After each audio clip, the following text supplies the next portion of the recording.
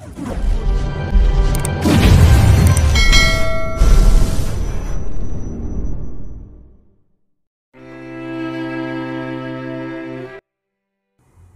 I have your attention please? Maya-maya pa'y pakiusap ni Seryo sa nagkakagulong guest and reporters. I have an important announcement. Nahintong lahat at natahimik nang marinig ang sinabi niya ni Seryo. Maya-maya pa ay muling bumaling ang lalaki kay Seiko at masuyong nagsalita. May I? Ani Seryo sa kanilahadang kamay. Puno ng pagtatanong ang mga mata ni Seiko pero hindi na siya nagtanong pa. Inabot niya ang palad sa nobyo at inalalayan siya nito patungo sa pinakagitna ng banquet hall. They slowly woke up to the mini stage where there were 2 chairs decorated with their favorite flower, the beautiful daisy. Pakiramdam ni Seiko ay para siyang prinsesa at si Seryo, ang makisig na prinsipe ng gabing iyon. Mabilis ang pagtibok ng kanyang puso na para bang malakas itong binabayo. Seryo, ano bang nangyayari? Naguguluhang tanong ni Seiko nang hindi na siya makatiis pa. Matamis na ngumiti si Seryo sa nobya saka ginagap ang kanyang kamay. You'll find out later, baby. Ilang sandali pa'y namatay ang ilaw sa buong banquet hall. Ang lahat ng naruroon ay nagulat ng dumilim ang paligid at buong pagtataka na inilibot ang paningin sa paligid. Hanggang sa biglang bumukas ang malaking flat screen TV at kasabay noon ay pumailan lang sa paligid ang awiting A Thousand Years ni Christina Perri. At hindi malaman ni Seiko kung maiiyak siya, kikiligin o tatawa dahil kasabay ng pag-ilan lang ng kanyang iyon ay isa-isa na nag-flash sa malaking screen ang mga pictures niya na kinuhanan na 8 taon nang nakakaraan nung panahon na siya pa si Camille Asuncion. Bawat anggulo niya sa kuhang iyon ay iba-iba. Meron nakangiti, merong malungkot, inaantok, tinatamad, natatakot at nagagalit. Lahat ng emosyon niya ay nakuha sa mga litratong yun at masasabi niya na napakagaling ng photographer na may gawa nun. Mutik na niyang makalimutan. Si Seryo ay magaling pagdating sa photography at may ilan na itong artista at Hollywood star ang kinuhanan noon. Kaya nga nagalit si Seryo noon sa kanya nang bilhan niya ng kamera sa Elias dahil ang buong akala nito ibibigay niya ito sa kanya. May 3 minuto rin ng slideshow na iyon ng mga pictures niya at kahit katabi niya si Seryo ay nahihiya siyang tumingin sa lalaki. Pakiramdam din niya ang pulang-pulang kanyang mukha at para siyang sinisilaban ng mga oras na yon. Sino ba namang mag-aakala na noong mga panahon na yon na halos isumpanan niya si Seryo dahil napakasama nito pero palihim pala siya nitong kinukuhanan ng litrato. Did you like it? Masuyong tanong ni Seryo sa nobya. Nahihiya naman na sumagot si Seiko. I love it. Nagpalapakan ng lahat nung matapos ang slideshow na yon pero nahintong mga to nang mula sa kung saan ay sumulpot sa harapan ng kambal na sina Kisuke na may bitbit na bouquet ng daisy at si Kiyomi naman ay maliit na kulay pulang box. Muling bumaling si Seiko kay Seryo pero isang matabis lang ng ngiti ang isinagot nito. Nalipat ang tingin niya sa mga anak ng dahan-dahang umakyat ang mga ito sa mini stage at inabot sa kanya ang bulaklak at maliit na kahon. Mommy, flowers for you, nakangiting wika ni Keiso kaya sabay abot ng bulaklak. Mabilis namang inabot yun ni Seiko at saka niyakap ang anak. Thank you so much, anak. Mommy, here po, it's a gift from Daddy. Si Kiyomi na nakangiti din habang inaabot ang maliit na pulang box. Thank you, anak. Mabilis ding niyakap ni Seiko ang anak na si Kiyomi matapos tanggapin iyon. I'll open it for you. Masuyo namang presinta pa ni Seryo sa kakinuhang maliit na kahon. Pero napatili ang lahat at pumalakpak nang biglang lumuhod si Seryo sa harapan ni Seiko at binuksan ang kahon na naglalaman ng diamond ring. Miss Seiko Inoue, will you marry me? I promise I will love you more than my life. I will serve as your home and pillar at all times. I will take care of you and never let anyone hurt you again. Doon lang tuluyang nag-sink in kay Seiko ang lahat ng mga nangyayari ng mga oras na yon. Ito pala ang sorpresa na tinutukoy sa kanya ni Seryo. Ang proposal. Ng mga sandaling iyon, ang luha na kanina pa nagbabadya na bumuhos ay tuluyan ng pinakawalan ni Seiko. Hindi niya mapigilang maiyak dahil parang panaginip lang ang lahat na nangyayari sa buhay niya. Noon, sarili lang niya ang kakampi niya at sandalan. Pero ngayon ay meron isang tao na handa siyang samahan at mahalin habang buhay. Hindi na nga pinatagal pa ni Seiko ang kanyang sagot. Total ay mahal na mahal naman niya ito at nauna na siyang mag-propose. Tinatanong pa ba yan? Pagbibiro ni Seiko habang umiiyak. Siyempre, pakakasalan kita dahil hindi ko na kayang mabuhay kung hindi ka kasama. Sagot niya. Nang marinig yun ay mabilis na tumayo si Seryo at mahigpit na nagyakap ang dalawa kasama ang kanilang mga anak. Samantala, isang malakas na palakpakan naman ang pumailan lang sa paligid. Puno ng paghanga ang mata ng mga tao na nakasaksi sa pagmamahalan ni Seryo at Seiko. Na bagaman dumaan sa matinding hamon sa buhay pag-ibig, ay pinatunay na walang hindi kayang gawin ng isang taong nagmamahal. Are you happy, baby? Masuyong tanong ni Seryo sa nobya. Magkatabi ang dalawa sa kama at kapwa dinarama ang init ng kani-kanilang mga katawan. Of course, sino bang hindi? Matamis ang ngiti na sagot naman ni Seiko saka yumakap sa lalaki. Finally, we're getting married because it's what we want, not because we forced to. Natatawa pang biro niya, but we should be grateful to them. Dahil sa kanila kaya tayo nagkakilala at minahal ang isa't isa. Tugon ni Seryo. Tumaas ang kilay ni Seiko sa sinabing yun ni Seryo bagamat nakangiti siya. Hindi ba galit na galit ka sa akin dati? You thought I just brainwashed Grandma Soledad so she just got us married. That's because the person with the same name as you plan to approach Grandma Soledad. So narinig na pabango si Seiko at pinagmasdan ng lalaki. Kapangalan ko? Kunot noon niyang tanong. Yap, para makalapit siya kay Lola Soledad. Nakipagsabuatan siya sa isa sa mga member ng organization at inalam ang lahat ng tungkol kay Lola.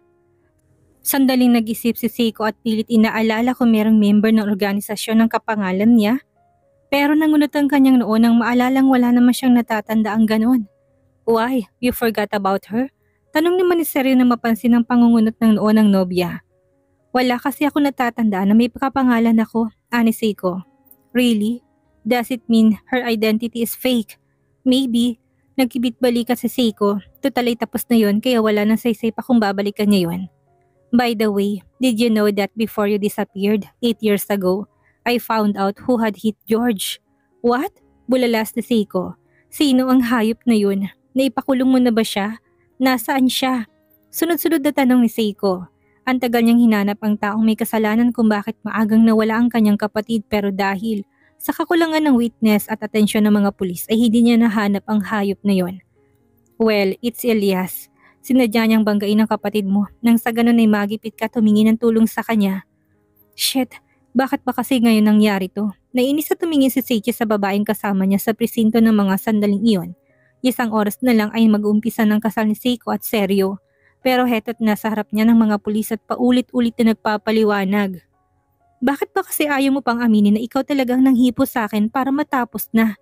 Pare-pareho tayong malilate nito eh. May pupuntahan pa ako, inisasabi ng babae kay Seichi. Oo nga naman sir, bakit ayaw mo pang aminin ng matapos na? Mukhang pareho pa kayong may lakad oh, sabat naman ng pulis. Nakaharap nila ng mga sandaling iyon. Marahas na bumuntong hininga si Seichi saka tumingin sa wristwatch. Wala siyang dalang kotse dahil coding yon kaya naman nag-bus na lang siya. Hindi na siya sumabay sa mag-aamang inuwi dahil may kailangan pa siyang daanan sa opisina. Look miss, I don't have time for this. Sagot ni Seichi saka tumayo na tumarap sa investigator. Saka dumukot ng calling card mula sa suot na tuxedo. Sir, I'm a lawyer and this is my calling card. Hindi ko talaga hinipuan ang babaeng to. Kaya kung ikukulong niyo ko dahil lang sa sinasabi niya, ay baka pati kayo ay matanggal sa serbisyo. Ani ni Seichi na ikinabahala naman ng investigator. Ano naman ang pakialam ko kung lawyer ka? Ibig sabihin ba nun exempted ka na sa batas? Pamimiloso po naman ng babae.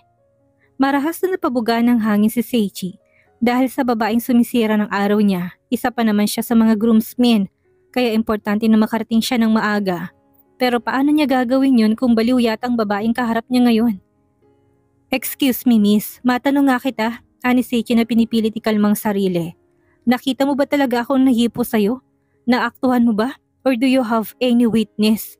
Bahagyang lumikot ang mga mata ng babae at bilang abogado, alam ni Seichi kung nagsisinungaling ang kanyang kliyente o hindi. Ganon din pagdating sa isang tao, alam na alam niya kung nagsasabi ito ng totoo o hindi. Hindi ko nga nakita pero ikaw lang naman ang lalaki nakatayo sa likuran ko. Mulalas pa nito na halata namang kinakabahan. Really? Dahil akong nasa likuran mo kaya nag-assume ka na ako ang may gawa nun? Naiiling na tanong ni Seichi, hindi makapaniwala sa narinig. Paano naman kung si Piolo Pascual o si Robin Padilyang nasa likuran mo? Pagbibintangan mo rin ba sila? Excuse me, hindi ko kilalang mga sinasabi mo. Si Gong Yu at Lee Dong-wook lang ang kilala ko. Anang babae na nakataas pang kilay. Sa inis ni Seichi ay naihilamos na lang niyang kamay sa kanyang mukha. Mukhang loka-loka nga yata ang babaeng kaharap niya ngayon. Look miss, I have a wedding to attend. I'm one of the groomsmen so I can't be late. Kung talagang totoong sinasabi mo ako talagang nanghipo sa'yo, ito ang calling card ko. Anang Seichi sabay abot ng calling card sa babae. Inabot naman ito yon na puno ng pagtataka. You can come to my office and file a sexual assault case against me. But if I prove that I'm innocent, I will file a slander case against you. Hindi makaimik ang babae, tila ba natakot sa sinabi niya. Kaya naman sinamantala niyang sitwasyon na tumarap sa investigator. Sir, you see, she has no evidence that I did what she accuses me. So can I leave now? Napatingin naman ng pulis sa babaeng complainant at kaagad niyang napansing hindi ito makatingin sa kanila. Marahil ay hindi nga totoo ang sinasabi nito kaya ganoon. Miss, tatanungin ulit kita, siya ba talagang nanghipo sa'yo? Nakita mo ba o hindi? Muling tanong ng investigator sa babae pero hindi sumagot ang kausap kaya naman walang nagawa ang pulis kundi ibasurang reklamong yon. Ano ang gagawin niya? Ni ayaw magsabi ng totoo ang complainant. Hindi naman yung pwedeng kausuhan ng isang tao lalo pat walang sapat na ebidensya. Okay, sige sir, makakaalis ka na. Anang pulis. Thank you sir. Matapos sabihin niyo na nagtuloy-tuloy na nasa labas si Seichi sa presinto at hindi na pinansin pang pagtawag na nakakainis na babaeng yon. At parang maiwasan ng kaparehong senaryo pumara na lang siya ng taxi at doon sumakay. Antipolo Cathedral, Antipolo City Rizal. 15 minutos ay nakahanda ng lahat para sa ingrandeng kasalan na yon. Ang lahat ng bridesmaid at groomsmen ay nakapwesto na sa labas ng pinto. Maging ang bride na pinakamaganda sa lahat ng sandaling yon. Next to Seiko was her best friend Ami, who was the maid of honor. She had been making her laugh for a while now, but she was already crying because of the mixed emotions that were overwhelming her.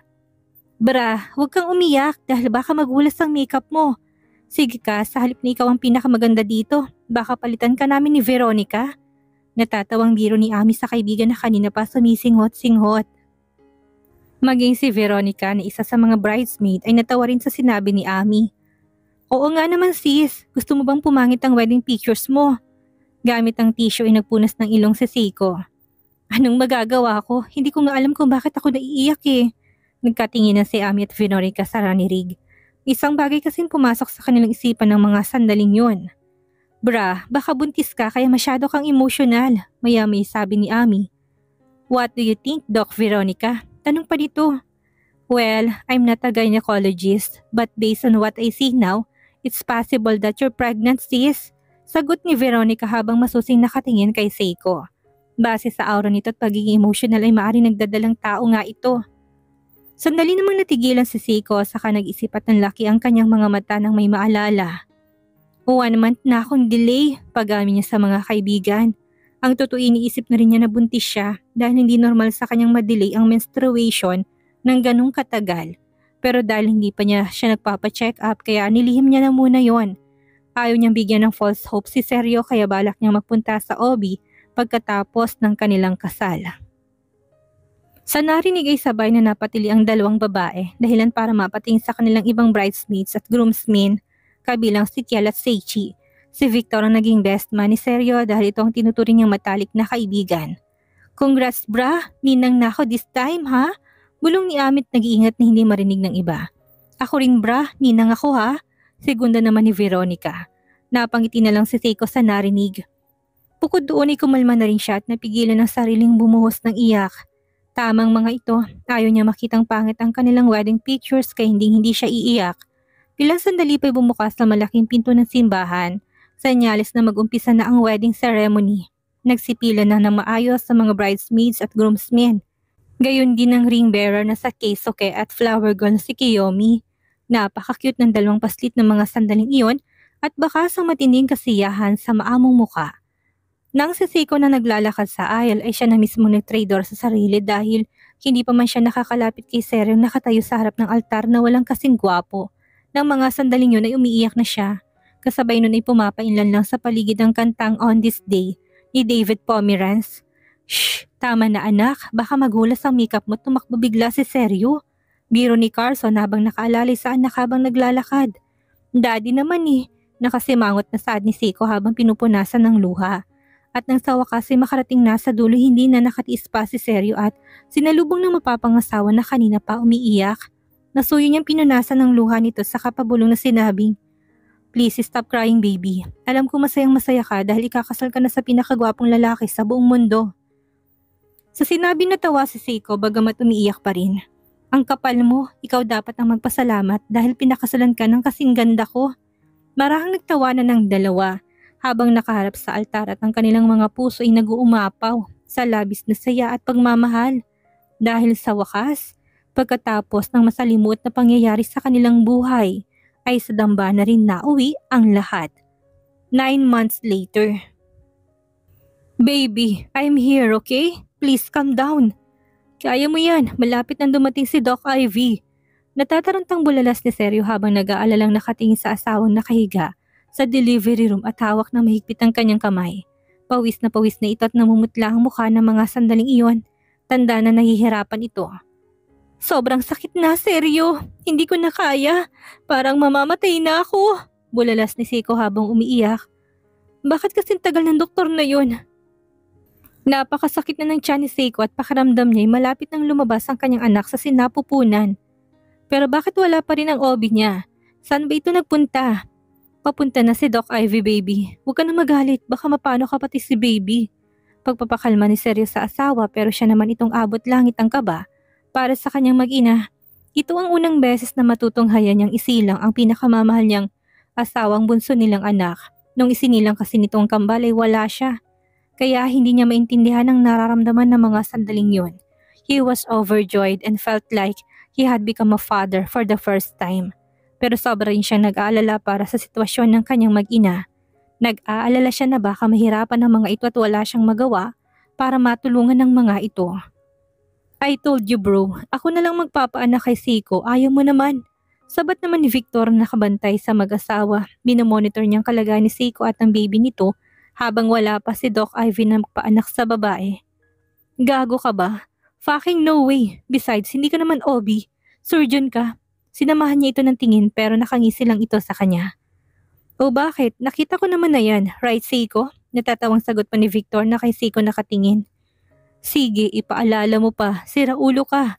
Kahit kinakabahan ng sobra, pinatulan pa rin ni Seryo ang pagbibiro ng kaibigan. Isa pa, kahit na matagal na iniinis pa rin siya sa tuwing naalalang bagay na yon. After they got married, Seryo found out that Victor was the doctor who examined his wife the first time na may nangyari sa kanila. Of course, nainis siya nang malaman yon. Sino bang hindi? Hindi rin naman kasi kinuwento ni Seiko ang bagay na yon dahil naman daw mahalaga. Pero hindi lang niya ma-imagine na nakita ng ungas na kaibigan niyang bagay na siya lang dapat ang makakakita. "What the heck? Pwede bang magsilayas na nga kayong dalawa at tawagin niyo na si Doc Ivy?" Singal ni Seiko sa dalawang lalaki na nagawa pa magtalo kahit hirap na siya. Seryo and Victor look at each other. They were surprised by yelling at them. It was as if a gentle kitten had suddenly become a ferocious lion in that moment. "Nakakatakot palang asawa mo bro. Nagiging lion kapag nagagalit." Pabirong wika ni Victor saka mabilis na naglakad palabas sa emergency room para hanapin si Doc Ivy. "You're right. Kung alam ko lang, hindi ko na sana siya pinakasalan." Nagbibirong segunda naman ni Seryo. Saka akma na rin sanang lalabas pero nagulat siya nang sa kabila ng sakit na naramdaman ay nagawa pang sumigaw ni Seiko. "What the? Where are you going, Seryo Reynoso? Bakit mo ko iiwang mag-isa?" Bulyaw ni Seiko sa asawa bagamat nahihirapan na dahil sa matinding paghilab ng tiyan. Wala naman sa sariling nagpabalik si Seryo at lumapit sa asawa. Balak lang sana niyang magsindi ng kahit isang sigarilyo dahil halos maihina siya sa kaba habang nakatingin sa nagle-labor na asawa. Ang sabi mo, lumabas kami, hindi ba?" Naguguluhang tanong ni Seryo. "Hahayaan mo ko na mag-isa dito? Gusto mo bang makitang anak mo o ano? Just stay there and don't ever leave me." Galit na sabi ni Seiko sa asawa saka muling kumapit sa kamay nito ng sobrang higpit. Mabilis namang sumagot si Seryo at tumango. "Okay baby." Ilang sandali pa nga'y dumating na nga si Doc Ivy kasama si Veronica at ilang mga nurse. Kaagad nitong chinek si Seiko at nang makitang malapit nang lumabas ang bata nagmamadali ang mga ito sa pagkilos. Huwag kang mag-alala, she's going to be okay. Pagpapakalma ni Veronica kay Seryo nang makita niyang namumutla ang lalaki. Okay, Mrs. Reynoso, kapag sinabi kong umiri ka, okay? Anang Doc Ivy. Sige na Doc Ivy, hindi ko na po kaya. Lalabas na si baby. Sagot naman ni Seiko na umiiyak. Okay, you'll need to inhale and exhale, Mrs. Reynoso. Mahigpit ang pagkakahawak niya sa kamay ni Seryo na para bang dun siya kumukuha ng lakas. Isa pa, muling malakas na pag-ere na ginawa ni Seiko na para bang binus na niyang lahat ng lakas niya doon. The baby is crowning. Keep pushing, Mrs. Reynoso. You're almost there. Anang Doc Ivy na maging visible ng ulo ng sanggol sa puwerta ng pasyente. And again, Seiko let out another loud push, causing the baby to continuously come out of her womb. The newborn baby's roar echoed through the four corners of the delivery room like music to everyone's ears.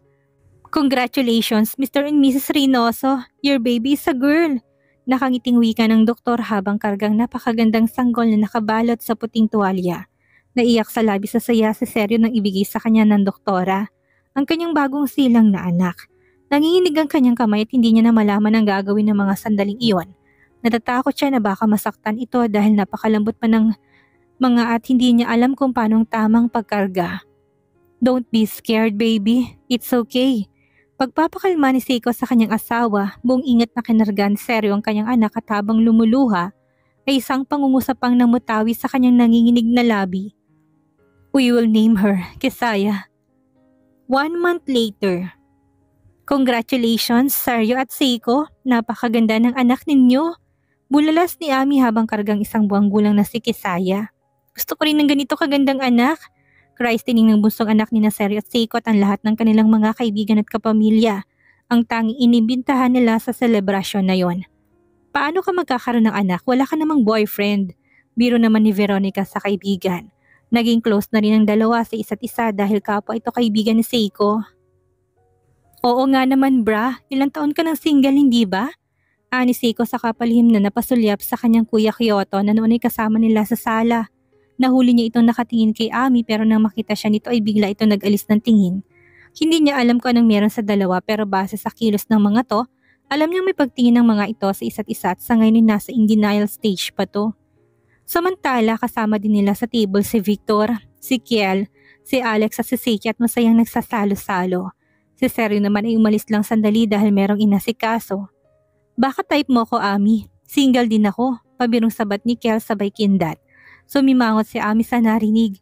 Ayaw ko nga, ang sabi ni Seiko womanizer ka. Grabe ka naman, napaka-judgmental mo. Kunwari galit na sabi ni Kiel bagamat nakangiti. Si Victor na lang, ilang taon na rin tong single, dagdag pa ni Kiel na nakangisi. Sa narinig ay napatingin si Ami at Seiko kay Veronica. Hindi nilihim sa kanila ni Veronica na may gusto ito kay Victor. Pero dahil magkaibigan ng dalawa, kaya natatakot tong umamin. I'm busy right now. Wala akong time sa pakipagrelasyon. Ito na lang si Seichi. He's single also. Ani Victor pero kasabay nun ay palihim siyang napatingin kay Veronica. Na nakangiti ng mga sandaling iyon. Kailangan niya bang masasabi sa babae ang nararamdaman? Huwag niyo nga akong idamay dyan. Nananahimik ako eh. Sagot naman ni Seichi pero hindi niya maintindihan kung bakit may isang babaeng pumasok sa kanyang balintataw ng mga sandaling iyon. Si Kin. Si Alex na lang, single yan. Saad pa na si Seichi nang mapansin si Alex na nahimik sa isang tabi. I'm sorry, masyado akong busy sa trabaho kaya wala akong oras na makipag-date.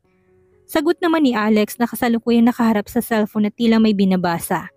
Paano magkakagusto sa yung babae? Lagi kang nakasunod sa boss mo. Natatawang singit naman ni Victor. Kilala niyo naman si Sir Seryo, masyadong maraming demands. Sagot naman ni Alex nang paningin ay nasa phone pa rin. Why did I hear my name? Singit naman ni Seryo na bagong dating. Wala naman baby, nagbibiruan lang sila. Ani Seiko na nakatingin sa mga kaibigan. Pangarap din ni Seiko na magkaroon ng sariling love story ang kanyang mga kaibigan. At sana hiling niya na kung dumaan man ang mga ito sa matinding pagsubok sa kanilang pagmamahalan, ay piliin pa rin ng mga itong ipaglaban ang kanilang pagmamahalan. Dito na po nagtatapos ang kwentong pag-ibig ni Camille at Seryo. Maraming salamat po sa lahat ng sumuporta at sumubaybay. Muli magkita-kita po tayo sa susunod pa nating mga istorya.